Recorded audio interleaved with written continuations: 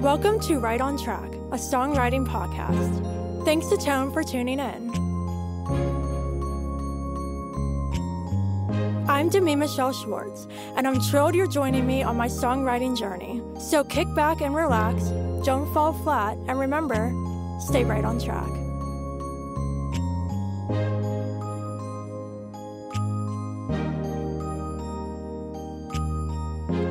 Hello, welcome back to Right on Track. My special guest today is Tyler Spicer. Hey, Tyler. Hey, how's it going?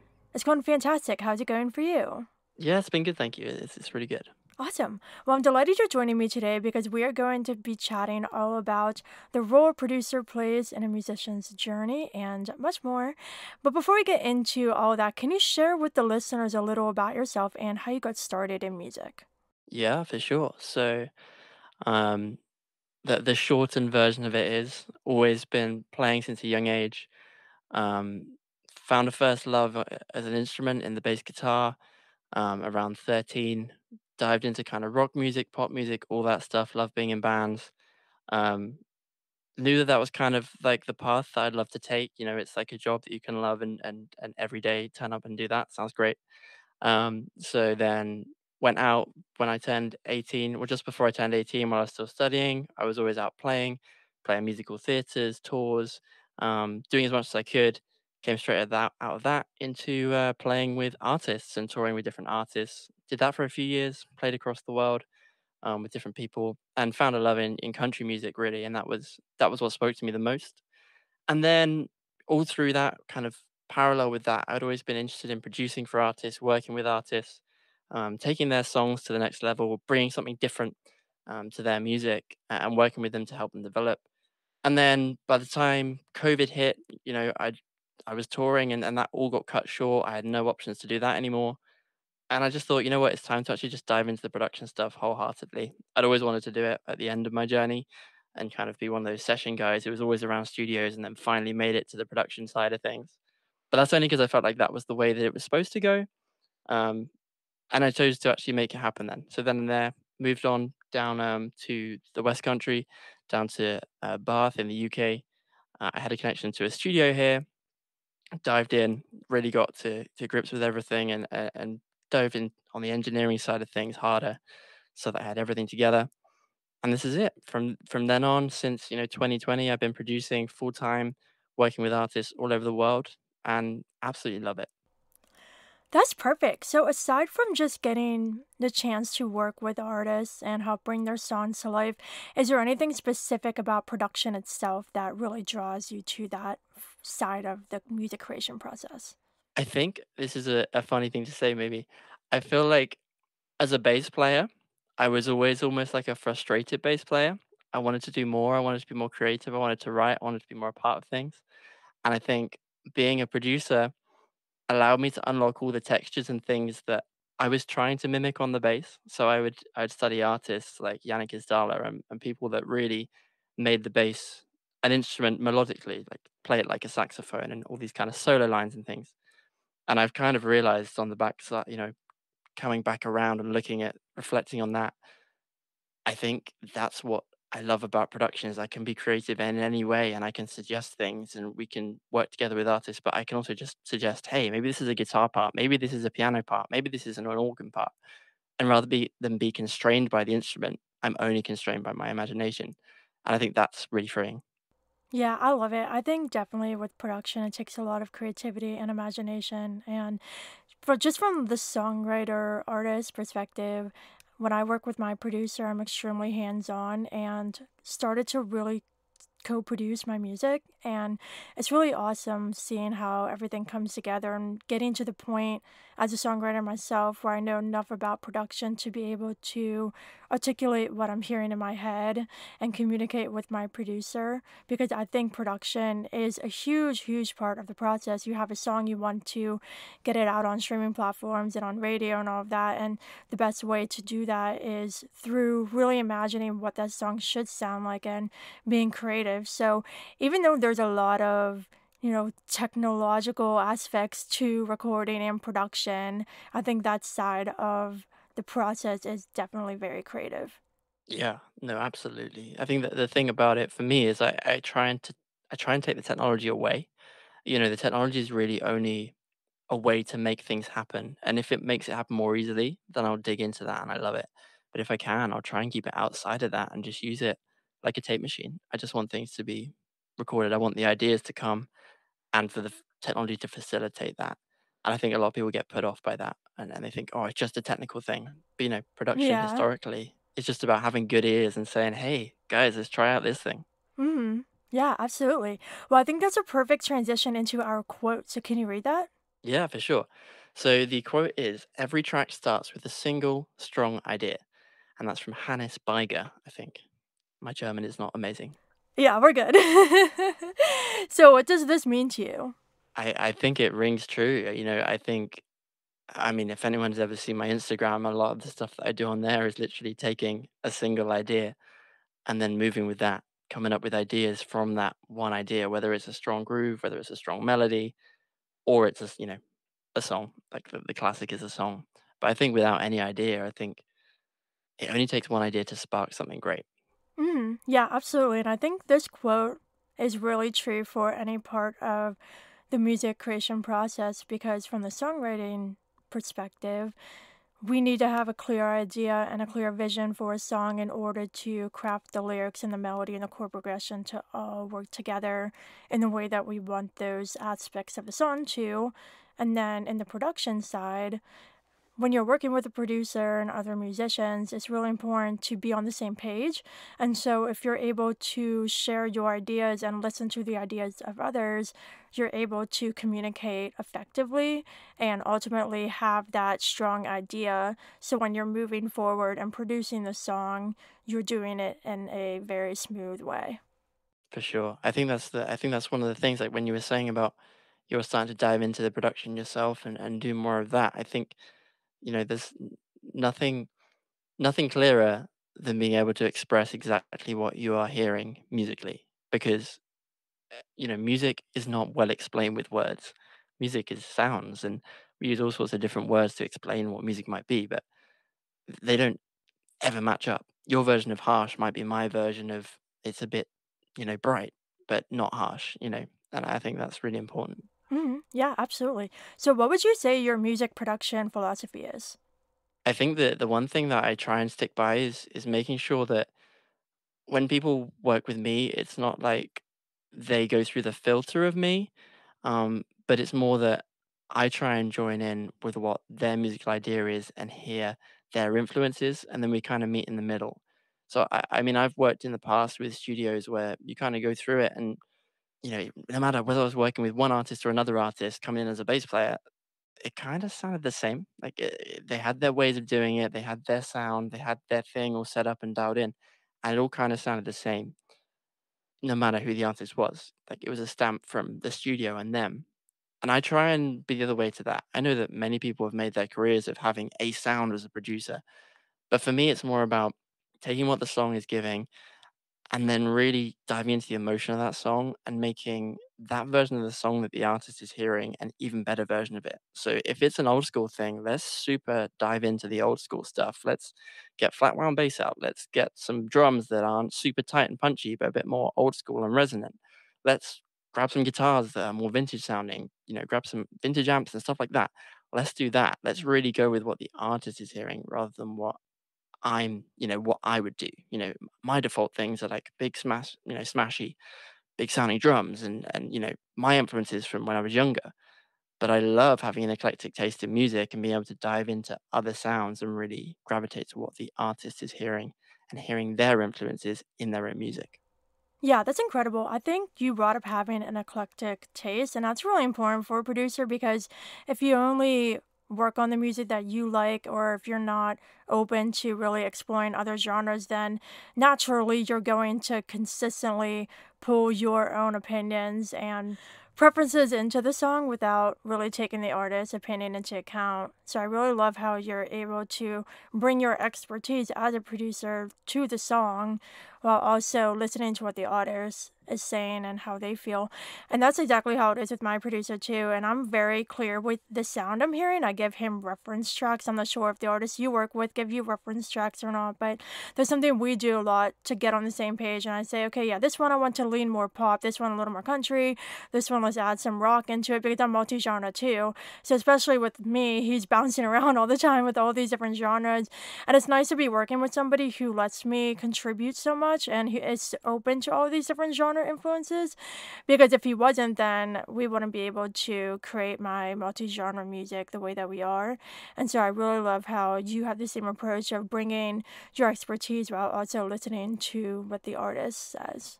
Yeah, no, absolutely. Like that's essential. I've got to say, like sometimes when I am given reference tracks, I find it harder because I try and dive too far into it, and I don't go with my gut. I go with what's already in front of me.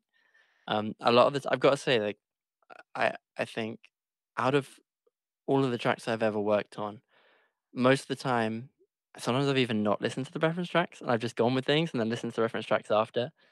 And I think often if you understand the artist, if you understand the song, if you understand, one of the artists I'm working with right now, I'm asking him to he's done demos with other people, and I'm saying, hey, just send me the acoustic version of the track. And I find often just that acoustic version, the way that someone sings it, the way someone's playing it, tells me enough. And I draw on the influences that I think they have and share, listening to their back catalog and my own influences. And most of the time end up in a great space. I've like I say, I've rarely ever had to go back or ever had someone say, no, this is completely in the wrong direction. But maybe that's because it's a little bit easier. I find it easier in a way. I work in country and Americana music primarily. And within those genres, there are kind of a set, style of instruments that you're going to hear, a set way that, there's almost like a pool of things that are appropriate. Whereas in pop music, you could go in so many different directions with so many different kinds of synthesizers, different drum machines. Is it going to be acoustic drums? Is it going to be drum machines? And in country and Americana music maybe less so, but particularly in country, there are a lot of kind of formulaic things. And if you can lean into some of those things that you know are popular on the radio right now, you're probably not going to be in a bad place. Yeah, that's fantastic. I think you bring up a really great point too of being aware of different expectations for the genres you're working in because if an artist is in one space, like specifically country and or Americana, and you want to achieve that sound to give their music a commercial appeal, then you definitely need to be aware of the songs being played on the radio, what's popular now, to lean into that while also bringing a fresh perspective. Yeah, totally. That's the thing. Like, I never, when I send it to the mastering guy, I never want him to come back and say, "Oh yeah, this is yeah standard country thing." I always want him to say, "Oh yeah, this would totally fit on country radio, but it's got this cool little thing, or that sounds a bit different or a bit fresh." Um, and I'm always trying to do that. Always trying to add interesting sounds, add interesting textures that make it country radio plus a little bit. Or if it's Americana music, just really digging into making it sound beautiful, but the vibe, so much Americana music has such a historic vibe to it. And it's about really digging into on that side, a lot of it's the gear and the sound choices, like making them sound like that straight off the bat, making it sound like a cool old school record with a bit of grit to it, because that's what it is. It's vibey music. Yeah, absolutely. So after you've worked with artists for a while, you kind of understand their vision and their tendencies and things they like. And I'm sure it gets much easier to work with them as it has with my producer after we've been together for years now. It's much easier than at the beginning. But when you're looking to work with a brand new artist you've never worked with before, what is your process to determining if this artist is a fit for you and what kind of conversations you have with that artist before you actually start producing their music for the first time? Nice. I like this question.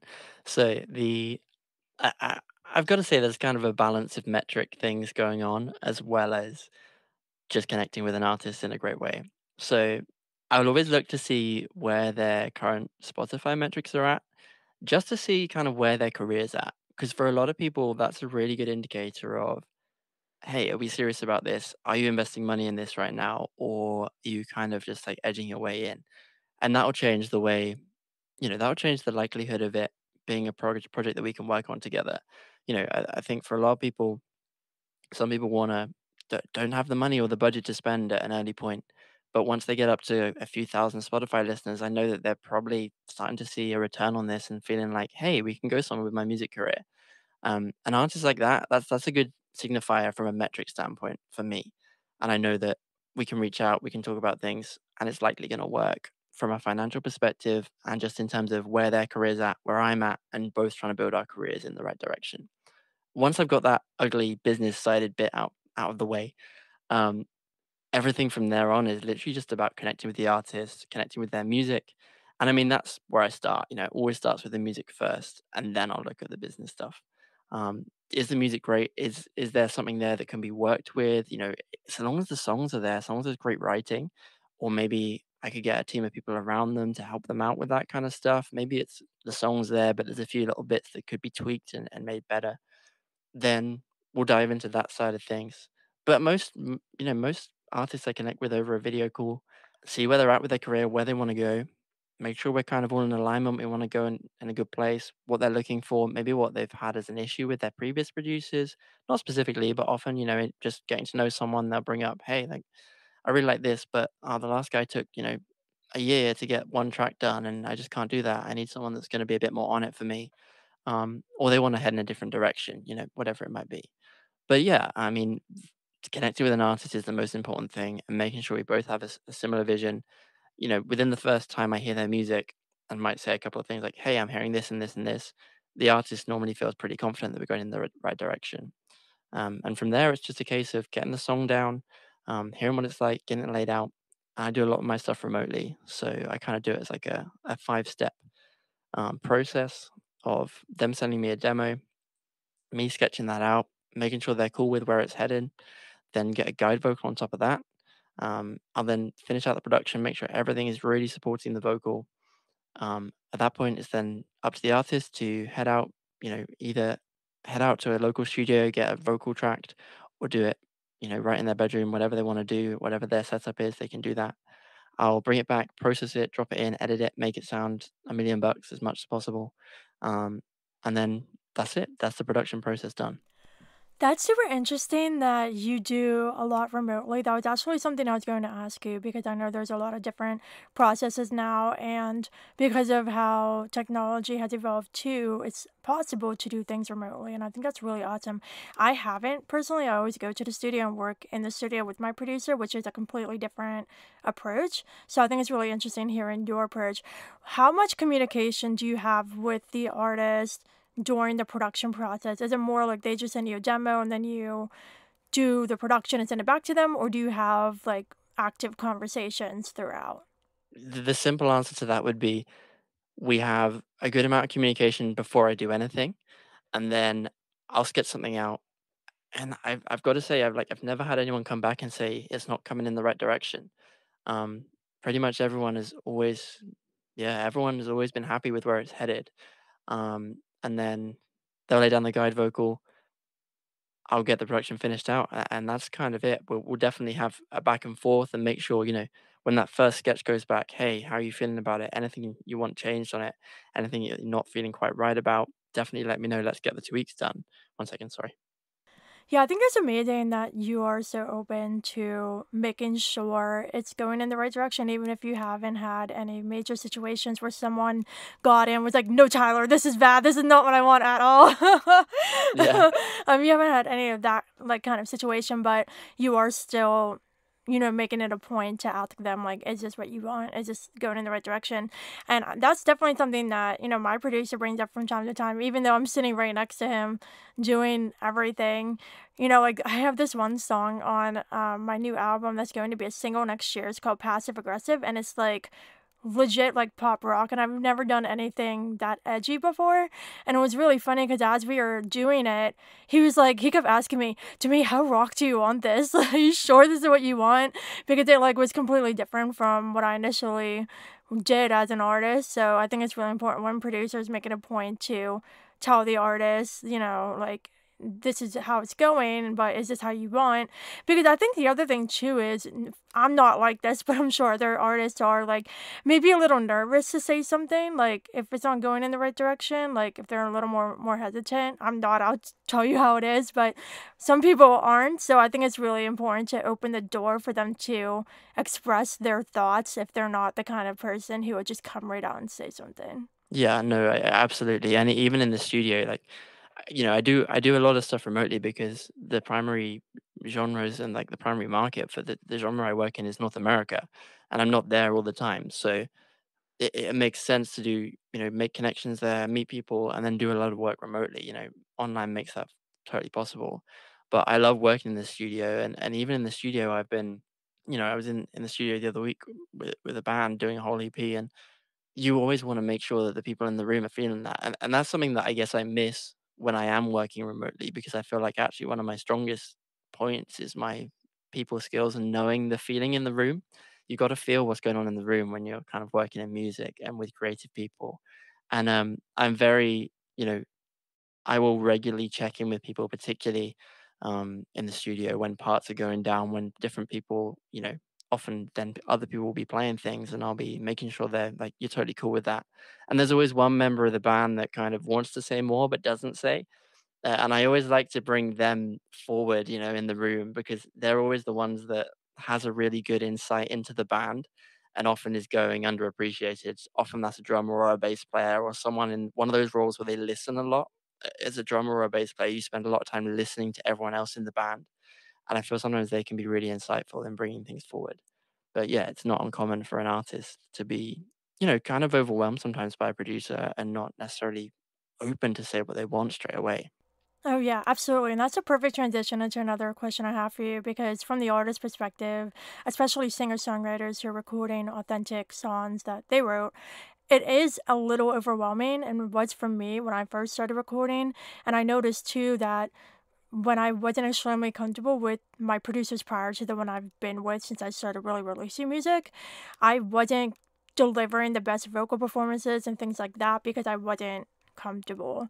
And so I think it's really important to create a very comfortable environment for the artist, especially if you're doing it virtually too, because you want them to feel comfortable with working with you. So, what are some of the ways that you make artists feel comfortable working with you, even if it is remotely? For sure. I mean, I think that's probably the most important thing. Like, I say that to almost every artist I work with, whether it's on a video call or whether it's in person. Like, the most important thing is making them comfortable. For instance, I think that's one of the most important things you can do. The band that I had in a couple of weeks ago, they stayed, overnight at the studio as well, just, like, in the rooms next door, um, just because they wanted to be not going back and forth, like, that's basic things, basic human things, like, that makes someone feel comfortable already, like, it's just being comfortable as a human being, not necessarily just being comfortable musically. I think that's almost more important than anything. I want, when a vocalist is in a vocal booth, that's the big one for me, vocalists. Often you'll see a vocalist and some vocalists love it. They love going in the booth. They love just making that booth their own. It's their space. Like, stay out. I'm doing my thing. I'm being, laying this down. But other people hate that. They hate having that piece of glass in the way. And it's about feeling that out in the room. Does that vocalist actually want to be in here with me? And then we can just talk directly and we can just tweak and go through like that. We can both pop headphones on, we can both be in the same room, hit record, do a couple of takes, talk about different things. We can be laying in lines and they can hear me just clear. There's nothing in way. There's no glass. There's nothing, they feel comfortable. They're not in there just being told, hey, now you're in that box, go and perform. They're just in the room doing their thing. And I think that the same principle applies for remote work. It's about communicating well enough that people feel like they can, one, be open and honest with you. Like, one thing I'm trying to do a lot more now is voice notes. I feel like it's very hard to be misconstrued with a voice note, particularly if you express in a way that is understandable and human and you don't talk like a robot. I think it's very clear sometimes if you send a voice note exactly the emotion you're trying to portray. And particularly if I'm trying to say something that might be a difficult conversation, like, hey, maybe we should change this about the song. And people get very not possessive, but every song is every writer's baby. an artist's baby, and you have to be careful with that and considerate. And if I'm ever doing something that could be seen as challenging or come across that way, I'll always send a voice note about it and make sure they know exactly how I'm saying it and make sure that they feel connected to me as much as they can and comfortable. Yeah. No, that's amazing. I love the whole voice note thing because you're exactly right. Something in writing can come off with a completely different tone, whether than, how you actually want it to sound if you say it actually like verbally. So I think that's a really great point. And something else I'm noticing too with like everything you're saying is you're extremely flexible, like with the vocalists and other areas of the process. And I think that's amazing because especially with an art form like music, it's not one size fits all. There's a lot of different approaches, and artists come from different backgrounds and they have different needs and preferences and things like that. So, as a producer, I think it's really important to be flexible, and you definitely are. Yeah, for sure. No, that's I mean, that's what makes it exciting. Like being flexible and doing things differently every time is kind of why I'm into this. Um, I love improvised music, and I don't work in improvised music all the time, but I like the philosophy of improvising things and trying out different things and trying new ideas all the time. That's why I love producing. I love that an artist comes to me with a new song all the time and something different, and I can go from one artist to the other and be flexible with it. I can try things in a different way, do things in a way that I maybe haven't done because ultimately I want to make everyone sound unique. And if I just do the same thing every time with every artist, it's not going to sound unique. And, even in the last 2 days, I was tracking guitars for some artists just to kind of overdub some stuff on the back end, and then I was working with another artist overdubbing stuff today, and I'm thinking, well, hey, I don't want to do the similar kind of thing to that. That would be the easy option, and hey, that would get it done, and that'd be quicker, and like, okay, that would be do the job, but is that the best thing I can do? And I really don't want one artist to sound very similar to another. I always want to try and keep people being separate, sounding separate, even though I'm involved in both processes. Yeah, that's amazing. So I know you've had an incredible experience as a producer so far, but I'm sure you have faced challenges. So you don't have to say, obviously, don't say names or anything, but have you had any rough spots that you had to get out of, and how did you handle that? Oh, always. I think it's part of being a creative as well. There's like the imposter syndrome kicks in. Like even today was a day that was a bit slow. Like it didn't go so well. Like I'm still working on the same track, thinking, it's almost there. It kind of sounds like a record, but it's not quite there. And then the last week, I've had success after success, and just quickly just got things out, and people have loved it, and it's been great. But that happens, and even with a day like this, it's been kind of 2 days now, and I kind of wanted to get everything done in one day, but sometimes creativity takes as long as it takes. And it's just like keeping the imposter syndrome out and stop thinking, oh, this is difficult, or, whatever. I know that I'll get this done and I'll move on to the next one, and the next one will take half the amount of time, so I'll be fine. But I think one of the, other than the imposter syndrome and that kind of stuff kicking in, I think one of the most difficult things I've come across is it's more of an in the studio thing. It's more of a band thing. It's kind of the ego thing, and a lot of producing. When I started out, I was a bit too heavy-handed with it, and I don't think I was sensitive enough sometimes to people. And now I feel like I'm a bit more sensitive, but in a way that's productive, and that I can lead the session forward, and that we can find an answer to a problem rather than exacerbate the problem. So rather than pile more pressure onto somebody, or just keep them going or whatever, I think the most important thing for me now is to try and find a solution to that problem quicker, and whether that's suggesting a simplified part, but bringing somebody else forward in the band or doing something like that. That's one thing I've definitely learned, in the relatively short time of doing it full time, um, particularly. But I think ultimately, I find the higher level of artists I'm working with and the people that are more super serious about what they're doing, the easier it becomes because people are less sensitive, there's a little bit less ego going on, and they know that they want to get the result, and that's the most important thing is the result. So yeah, those are probably my problems I've had. Yeah, well, I think everything you said is super insightful, and I especially like what you were talking about at the beginning, how you're a little stuck on one, but you will get through it like you always have. And I think that's just the reality of any kind of creative art.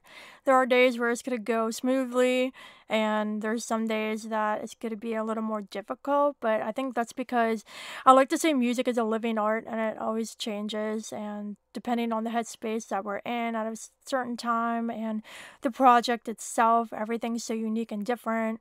So our approaches and how we work and our productivity can shift as well. So I think everything you said is super fascinating. Just to wrap up, I have one more question for you, and that is what are some final thoughts that you would like to share on how a producer contributes to a musician's journey? Wow, big one. I'll try not to make it the longest answer because I know it's a wrapping up question. I think I think a producer can be really important, and I don't want to say that as I'm a producer. Hey, I'm important. Um, but more of a it's someone who can be.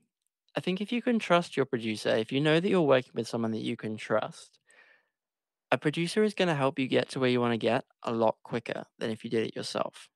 It's so easy now to record. Everybody can record. You can record with an iPhone, an iPad, like whatever device you have, it's got some facility to download some kind of application and record with it. And you can buy some little gizmo somewhere and it'll help you record. And I think for creating your demos, for creating and sketching your ideas, that is such an essential tool and it's so great. And it's great that it can, you know, it helps everybody, even at the producer level, like being able to get your notes out and get things down quickly is amazing. But a producer does this every day, and they are going to see problems that arise regularly in their music that they work on with different artists. And I think the one thing a producer can do is to get you to the result quicker. There'll be a number of times where I'll have a problem. And the first time I came across the problem, I'd be like, hey, I don't really know why this track isn't working. It just isn't working. But now I know, hey, I've seen that problem before. Like all the parts are the same. There's kind of like the same thing happens all the way through the track. The rhythm is kind of the same in the drums, and the same chord structure is exactly the same the whole way through the song. That's why nothing feels like it shifts. And what a producer can do for you as a musician is to say, hey, idea is great, but hey, let's just switch those two chords there. Suddenly it's going to feel different, going to feel emotionally different, and it's going to take you to a different place. It's going to elevate your song to a new place. I think it's being able to trust the producer that you have, trust that their tastes are good, trust that they align with your tastes, and trust that they're gonna be able to help you move forward to, move the needle forward, take your production, your music, your songs to another level, a step forward to where you want to be, your end goal. And that's gonna help you so much. I think it's a scary step. You really have to trust the person you're working with, but a producer can really help you get where you want to get quicker if you trust them, if they've got the right tastes, if they're on the same page as you, it can only be a good thing. Fabulous. What a perfect note to end on, Tyler. It was lovely having you on the show. Can you share with everybody where they can check out your work and how they can get in contact with you for production services? Absolutely, that'd be great. So the best place is kind of Instagram. So that's at Tyler Spicer Music. If you head there, there's a bio site link at the top of that page that'll take you to my Spotify playlists and things like that. That's kind of like the central hub for everything I do. If you want to get in touch with me, send me a DM there. I have a website. You can check that out, which is www.tylerspicermusic.com.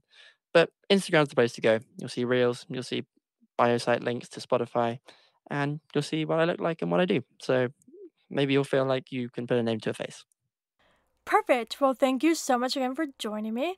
Listeners, I hope you enjoyed this conversation with Tyler Spicer. And of course, until next time, stay Stay right right on on track. track.